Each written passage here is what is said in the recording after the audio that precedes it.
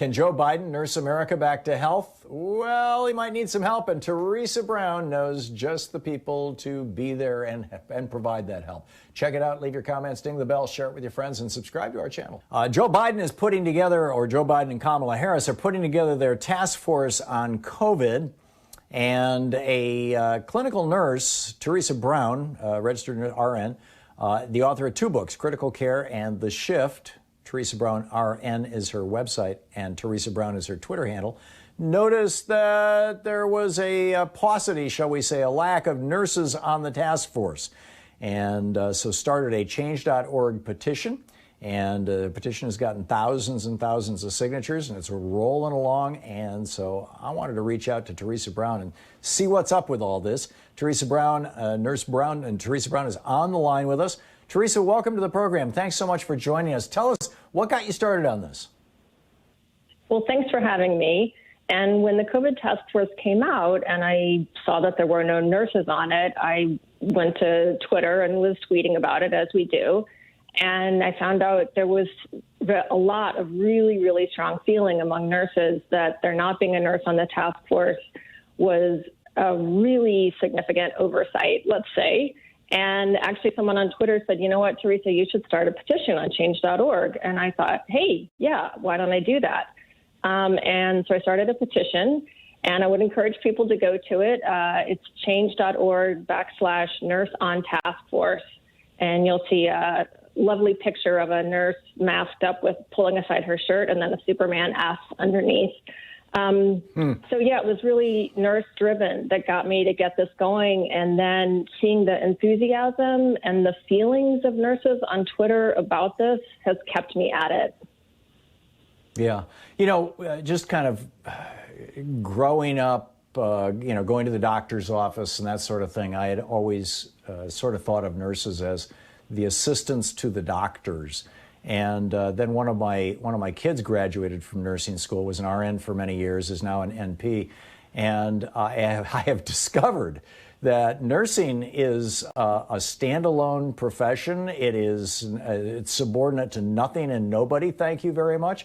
And without nurses and nursing, you don't have medicine. Do you want to elaborate on that a little bit and help educate people who might be operating under the same misconception that I was before, my oldest kid went to nursing school? That's a great point. And I had a similar moment when my son was born, that it's not the doctor who sat with me all during my labor and held my hand and encouraged me. And it wasn't a doctor in the hospital who checked how I was doing and how my son was doing. It was the nurses. And so I had that eye-opening moment myself. At that time, I was teaching English at Tufts University. I have a PhD in English, and it was my kids who got me to switch careers. So that's how profoundly impressed I was with nurses. The analogy I was thinking about was, I think people often look at the military and they say doctors are officers and nurses are like the enlisted, right? That's a crude analogy, but we'll go with it. But the problem with that is the Army in general is trying to keep an enemy at bay, right? They sometimes have to hurt people. They sometimes kill people. Healthcare has a completely different function. We're trying to heal people, which is a very, very complicated process that's becoming increasingly specialized. And so nurses are becoming increasingly knowledgeable and increasingly technically aware. And there are many, many arenas, as you say, where we basically function on our own. It's nurses monitoring hospital floors. I worked in home hospice for several years. It's nurses who are the point person for the hospice team. It's nurses who work in skilled nursing facilities. And yeah, we check in with doctors for things that are needed, and the doctors do their job and we do our job. And our job is to be with the patients, to take care of them 24/7. And also to work in the community. So a really important point with the COVID task force is Vivek Murthy has talked about the challenge of getting everyone vaccinated. Well, nurses give shots. We are year after year voted the most trusted profession. And nurses are talking in articles online about trying to work with patients who don't believe that COVID is real and how difficult that is.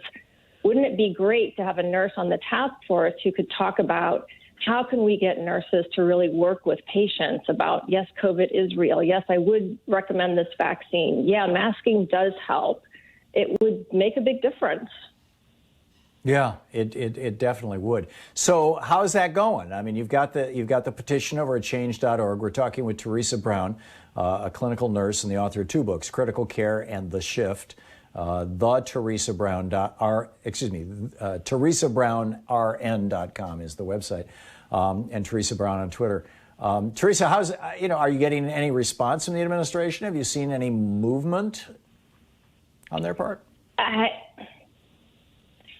heard about some whispering. I have not personally gotten a response, so I'm just going to keep at it and hope for the best.